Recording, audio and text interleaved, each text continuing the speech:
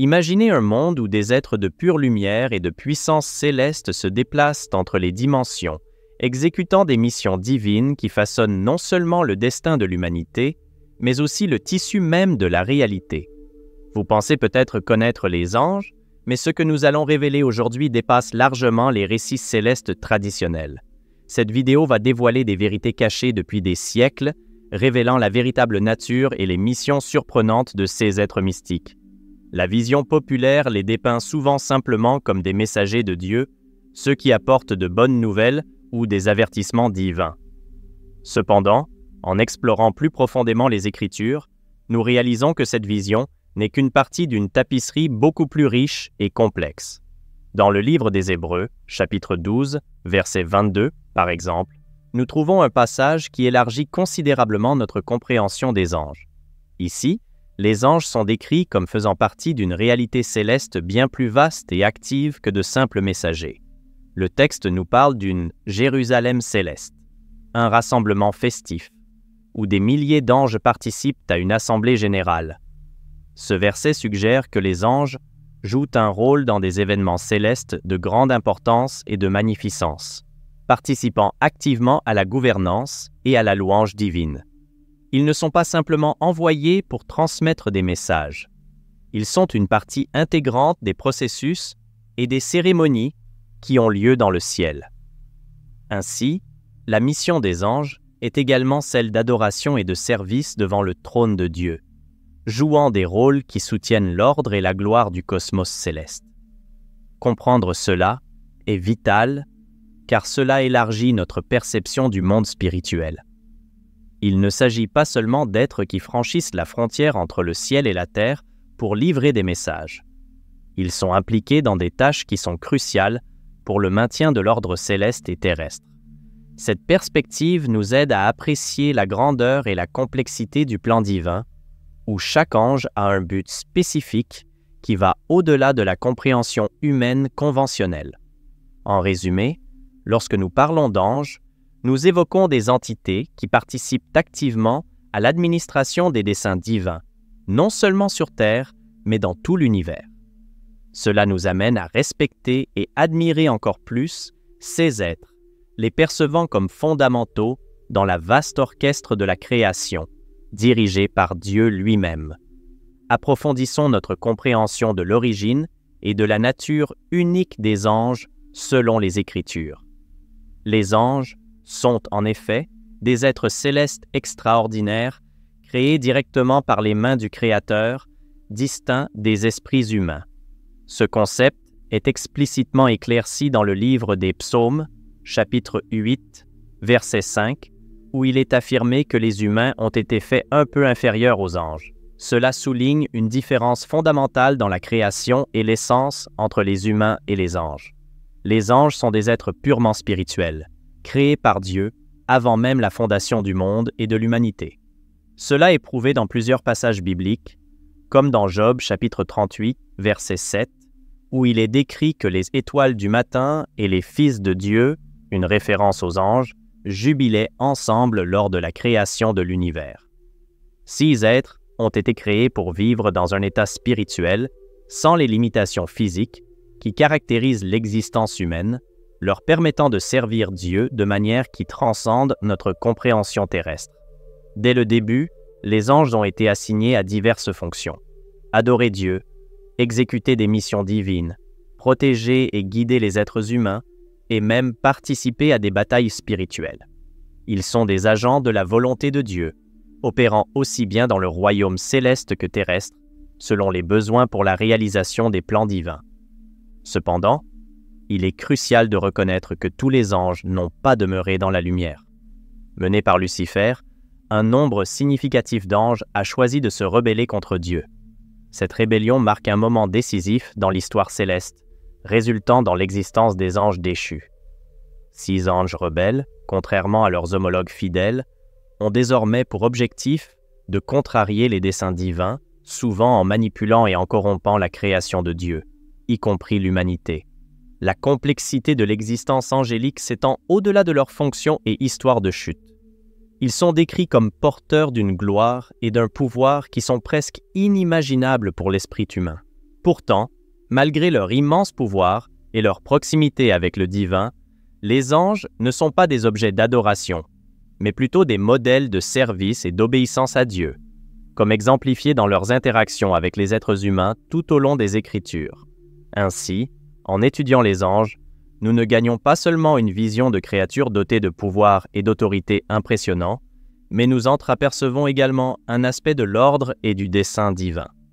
Ils nous montrent que l'univers est régi par des principes établis par une autorité supérieure, où chaque créature, humaine ou angélique, a un rôle à jouer dans le grand drame de la création, de la chute et de la rédemption. Cette vision élargit notre compréhension de la souveraineté même de Dieu et de la manière dont sa volonté est manifestée à tous les niveaux de la création.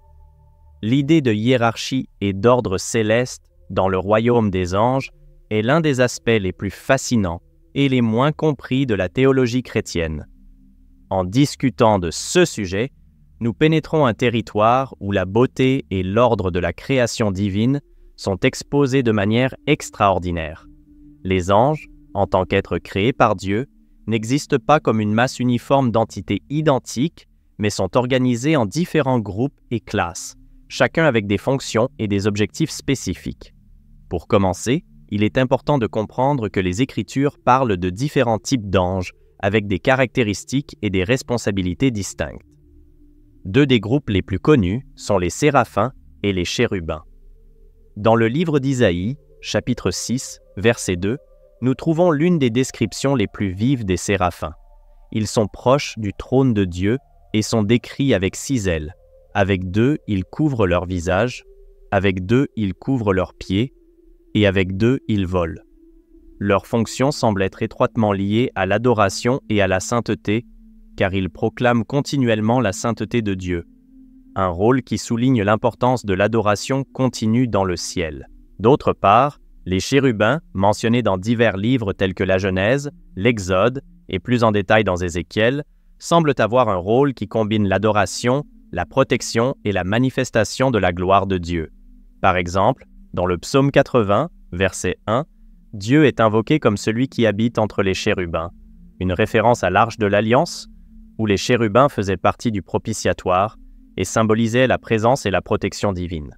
Dans Ézéchiel, les chérubins font partie de la vision complexe du char divin, suggérant qu'ils jouent également un rôle dans le gouvernement et l'ordre de Dieu sur l'univers.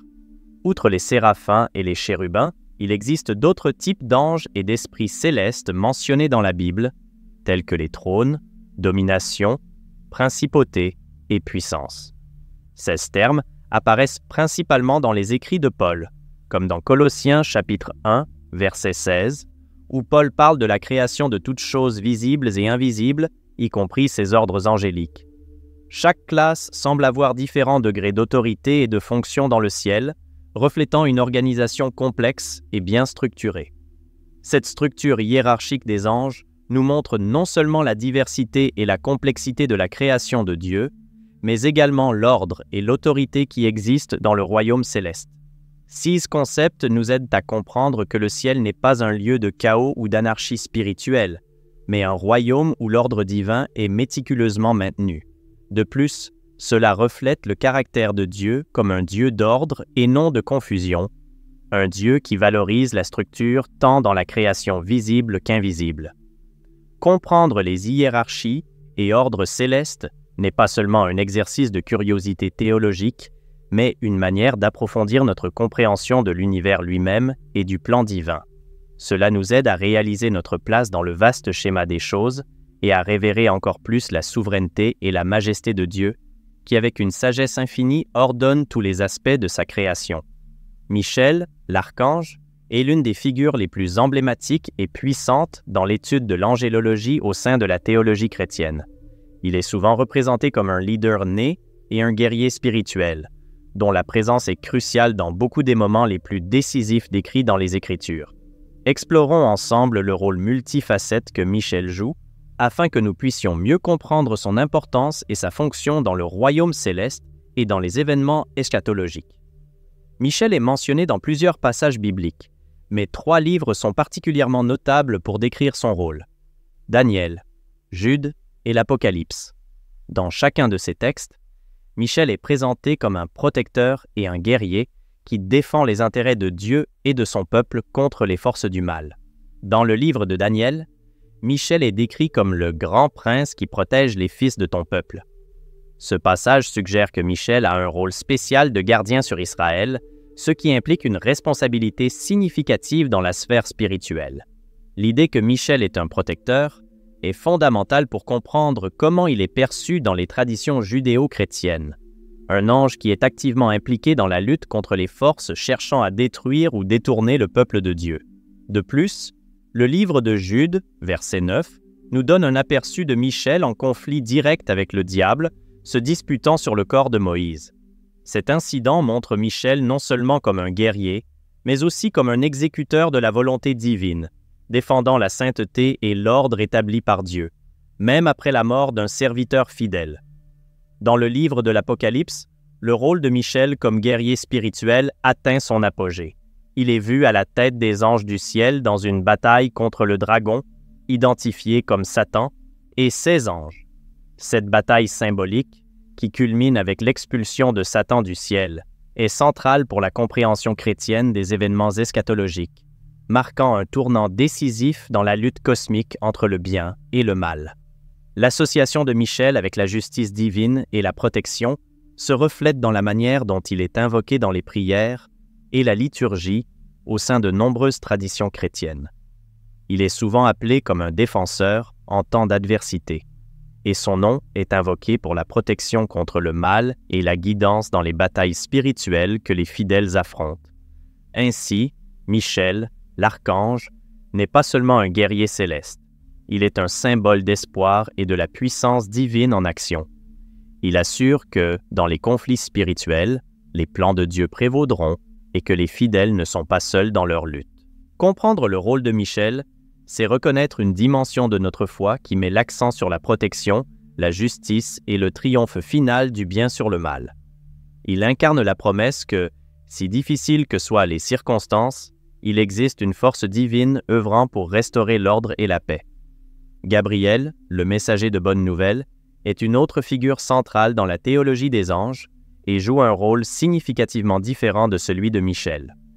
Tandis que Michel est souvent associé aux batailles et à la défense, Gabriel est avant tout le porteur de messages et de révélations divines. La présence de Gabriel dans les textes bibliques est toujours un présage de moments transformateurs et de nouvelles de grande importance. La figure de Gabriel émerge avec clarté et puissance dans les textes sacrés, lors de moments critiques de la narration biblique, marquant toujours des points d'inflexion ou de révélation divine. Dans le Nouveau Testament, par exemple, c'est Gabriel qui apparaît à Marie, la mère de Jésus, dans une scène qui est centrale pour la foi chrétienne. Lors de cette rencontre, décrite dans l'Évangile de Luc, Gabriel n'annonce pas seulement que Marie donnera naissance à Jésus, mais fournit également une prophétie sur le rôle extraordinaire que l'enfant jouera en tant que Messie. Ce message non seulement change irrévocablement la vie de Marie, mais signale également la concrétisation de l'espérance messianique longtemps attendue par son peuple. En outre, Gabriel joue un rôle crucial dans les visions prophétiques du livre de Daniel dans l'Ancien Testament. Ici, il sert de guide spirituel qui explique aux prophètes les visions complexes liées au futur royaume géopolitique et à la fin des temps. Les explications de Gabriel aident à démêler les couches de signification contenues dans les visions de Daniel, fournissant non seulement un guide pour les événements futurs, mais aussi renforçant la souveraineté et le contrôle divin sur l'histoire humaine. À chaque apparition, la présence de Gabriel est marquée par une atmosphère de profond respect et d'admiration, ce qui reflète la gravité des messages qu'il délivre. Son intervention n'est pas anodine. Chaque mot qu'il transmet porte le poids de l'autorité divine et a des implications durables pour ceux qui reçoivent ces messages. Cet aspect est fondamental pour comprendre non seulement qui est Gabriel, mais aussi comment Dieu utilise les anges comme messagers de sa volonté. Ce qui distingue également Gabriel est la manière dont sa présence est constamment associée à la révélation de bonnes nouvelles. Alors que de nombreux anges dans la Bible apparaissent pour protéger, guider ou même apporter le jugement, Gabriel est avant tout le porteur de nouvelles qui annonce la grâce, l'espoir et la rédemption. Cela le positionne de manière unique au cœur de la foi chrétienne, comme un symbole de la bonne volonté de Dieu envers l'humanité. La complexité de Gabriel ne réside donc pas seulement dans ses actions spécifiques, mais aussi dans son rôle de communicateur divin. Il n'est pas juste un messager passif, il est un participant actif dans la narration divine, un lien entre le céleste et le terrestre, entre Dieu et l'homme.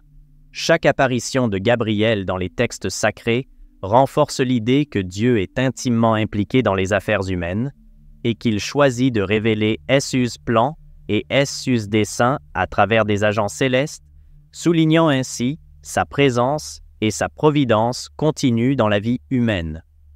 En résumé, Gabriel est une figure qui incarne la promesse et le mystère de la communication divine. Il est un rappel vivant que Dieu parle à son peuple, non de manière abstraite ou inaccessible, mais de façon personnelle et directe, à travers des messagers qui marchent entre le ciel et la terre. Comprendre Gabriel, c'est donc comprendre une facette cruciale de la manière dont la foi se fonde non seulement sur l'adoration et l'obéissance, mais aussi sur la révélation continue et le dialogue entre le Créateur et la création. Abaddon, également connu sous le nom d'Apollon, est l'une des figures les plus mystérieuses et intrigantes mentionnées dans le livre de l'Apocalypse, un texte rempli de symbolisme et de visions prophétiques sur la fin des temps. L'apparition d'Abaddon est marquée par des thèmes de jugement et de destruction, reflétant une facette plus sombre et puissante du royaume spirituel. Dans le livre de l'Apocalypse, chapitre 9, Abaddon est présenté comme l'ange de l'abîme. Dans ce contexte, il est le chef d'une horde de sauterelles qui émergent de l'abîme pour tourmenter ceux qui n'ont pas le sceau de Dieu sur leur front. 6 sauterelles sont décrites de manière assez terrifiante, avec des pouvoirs qui ressemblent à ceux des scorpions de la terre, et Abaddon est indiqué comme leur roi. Le nom Abaddon en hébreu signifie destruction, tandis que Apollon, en grec, peut être traduit par destructeur.